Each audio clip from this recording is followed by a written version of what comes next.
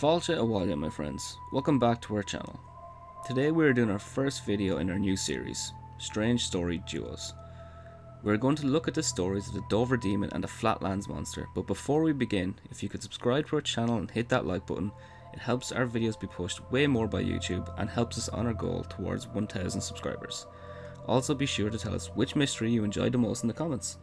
So without any further delay, let's dive in. Number 1. The Dover Demon.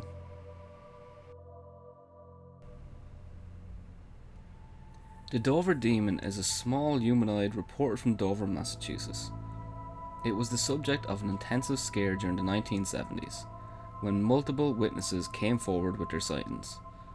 The Dover Demon is described as looking sort of like the grey variety of alien, except that it has the skin of a rosy orange instead of a sickly grey.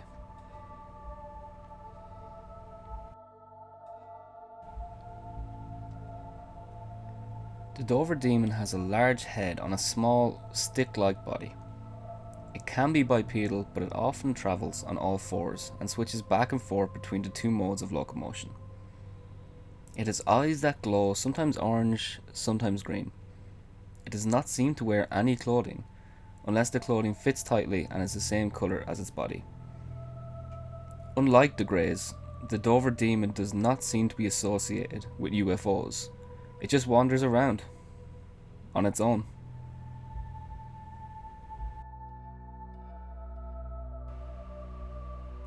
Cryptozoologists tend to keep their distance from the Dover Demon.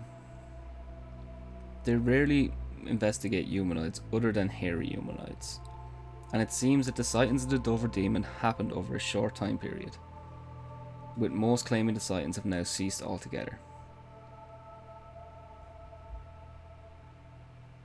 So let's get into the sightings. The bizarre tale begins at 10:32 p.m. on April 21st, as three 17-year-olds, Bill Bartlett, Mike Mazzocca and Andy Brody, are driving north on Farm Street.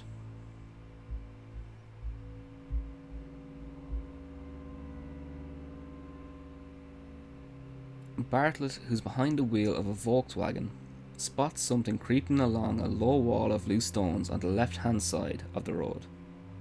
At first he thinks the image he has seen is a cat or a dog until his headlights shine on it, and he realises it's nothing he has ever seen before.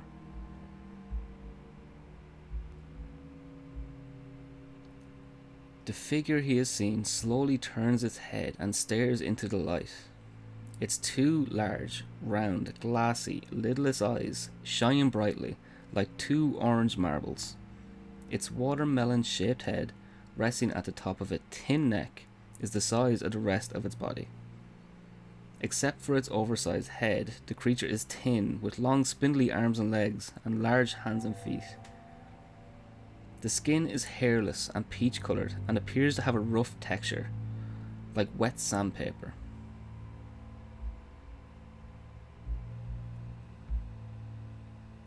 Bartlett subsequently tells cryptozoologist Lauren Coleman, standing no more than 3.5 to 4 feet tall, the creature is shaped like a baby's body with long arms and legs. It had been making its way along the wall, its long fingers curling around the rocks, when the car lights surprised it. Unfortunately, neither of Bartlett's companions sees the creature.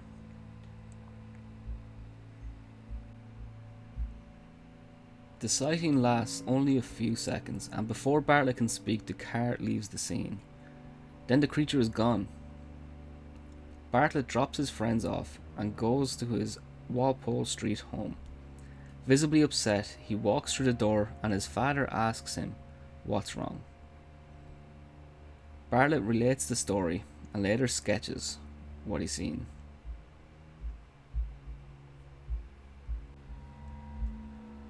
The second sighting is from 15-year-old John Baxter. Around midnight, 15-year-old John Baxter leaves his girlfriend Kathy Cronin's house at the south end of Miller High Road. Then, Baxter starts walking up the street on his way home. Half an hour later, after he has walked about a mile, he observes someone approaching him.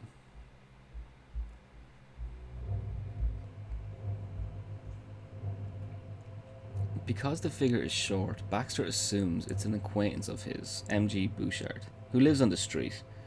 John calls out and no response. Baxter and the figure continue to approach each other until finally the latter stops. Baxter then halts as well and asks, "Who is that?" The sky is dark and overcast, and you can only see a shadowy form. Trying to get a better look, Baxter takes one step forward, and the figure scurries off to the left, running down a shallow wooded gully and up the opposite bank.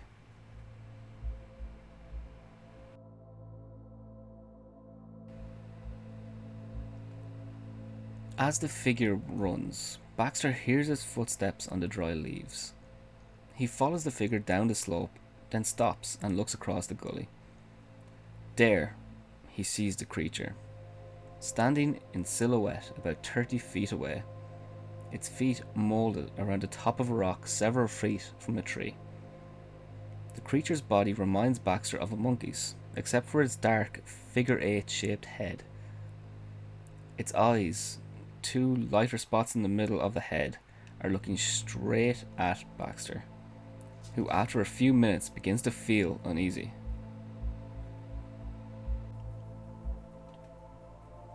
Realizing he has never seen such a creature before and fearing what it might do next, he backs carefully up the slope, his heart still pounding. He then walks very fast down the road to the intersection of Farm Street. There, a couple passing in a car pick him up and drive him home.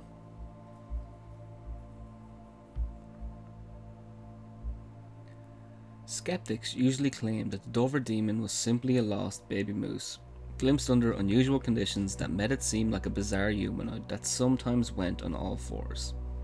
People who don't believe that explanation point out that all the sightings happened during the wrong time of a year for a moose that small to exist. They also point out that Massachusetts is far from normal moose habitat. Even if such an orphan moose had been wandering around so close to populated areas, it seems as if it would have been easily captured.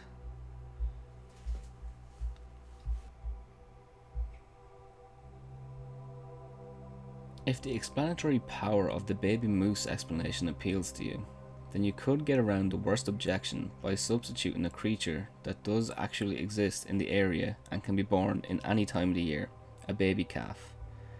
An orange-furred orphan calf would be a more likely candidate for such a proposal than a baby moose.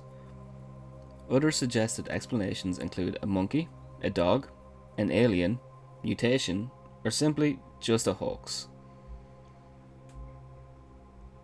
Another explanation could be that it is an escaped and illegal to own pet gibbon. Some species of gibbons have orange babies. White-cheeked gibbons have an orange colour in females. What do you guys think? Is the Dover demon just a hoax, a case of mistaken identity? Or is it something more curious wandering around in the woods?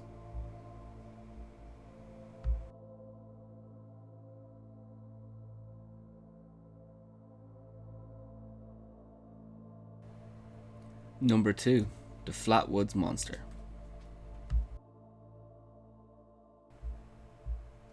The Flatwoods Monster, also known as the Braxton County Monster or Frametown Monster, is a cryptid sighted in the forests of Flatwoods, West Virginia and Frametown, West Virginia, respectively.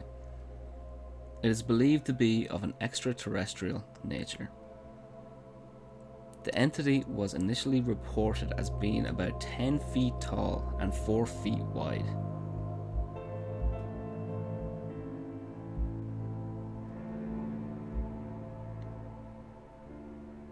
It appeared to be some sort of robotic suit or spacecraft rather than an organic being. It had a cowl in the shape of an ace of spades behind a red round head. Set in the head were two eyes, described as portholes, glowing green, orange, and the size of $half. The body was a metallic armoured structure lined with a thick vertical pipe. Discrepancies exist in the actual colour of the armour, some claiming it to be black while others saying green. The existence of arms is a similar matter. Most state the monster was armless, while others claim it possessed small, toy-like arms. The Frametown Monster, believed to be the same creature from Flatwoods, bore similar pipe-lined metallic armour from the waist down. From the waist up, however, it was more of a reptilian humanoid.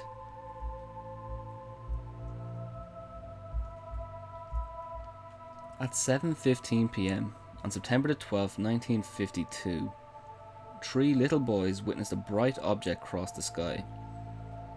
The object came to rest on land belonging to a local farmer. Once they saw the thing land, the boys went to one of their mom's houses, where they reported seeing a UFO crash land in the hills. From there, the boys and a group of locals went to the farm to try find whatever it was that the boys had seen.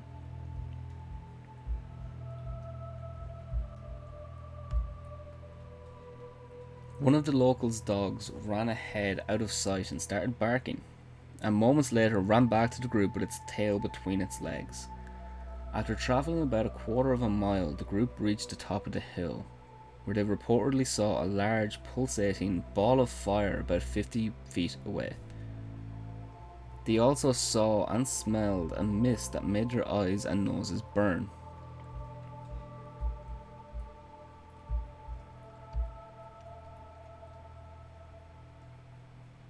A farmer then noticed 2 small lights over to the left of the object and directed a flashlight towards them, revealing the creature, which was reported to have emitted a shrill hissing noise before gliding towards them, changing direction, and then heading off towards the red light.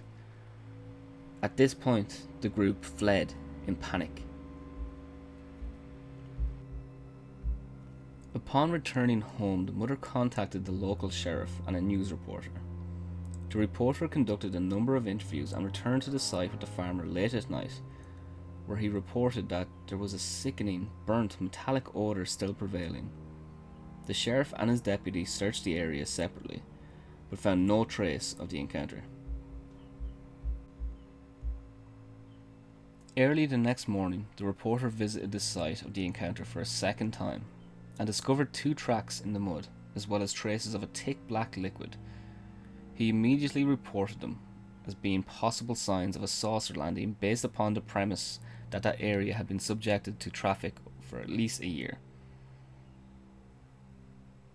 It was later revealed that the tracks were likely to have been those of a Chevrolet pickup, driven by a local, who had gone to the site to look for the creature some hours prior to Stewart's discovery.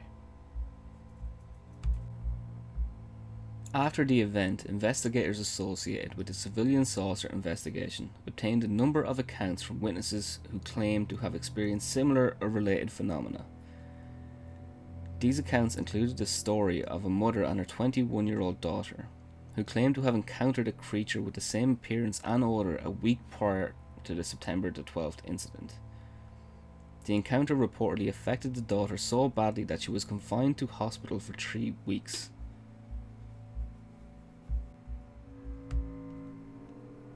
They also gathered a statement from the mother of the local farmer, in which she said that at the approximate time of the crash, her house had been violently shaken and her radio had cut out for 45 minutes.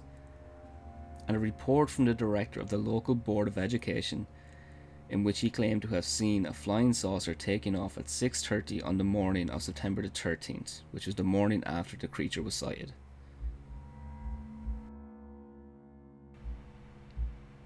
The day after the Flatwoods incident, a couple taking a leisurely drive through the mountains of Frametown, West Virginia, at dusk were met with a similarly horrific experience. Their car came to a sudden stop and refused to start again. Shortly thereafter, a putrid sulphuric odour filled the air. The couple, circling the vehicle in hopes of spotting the culprit, spotted something far worse than they could have ever imagined. From the waist down, it was similar to the Flatwoods Monster, but from the waist up, it was a reptilian humanoid. This creature, thought to be the same creature sighted in Flatwoods, is known as the Frametown Monster. So, what do you guys think? Was it just a hoax? Was it kids just like with a remote control robot flying about the place? Or was it something extraterrestrial? Let us know in the comments below. And thank you so much for watching our video, guys. If you made it this far, it is very appreciated and we hope you enjoyed it. Be sure to hit the like button and subscribe and share the video wide and far so people can be entertained by our quirky little stories. As always, guys, good night and good luck. We'll see you next time.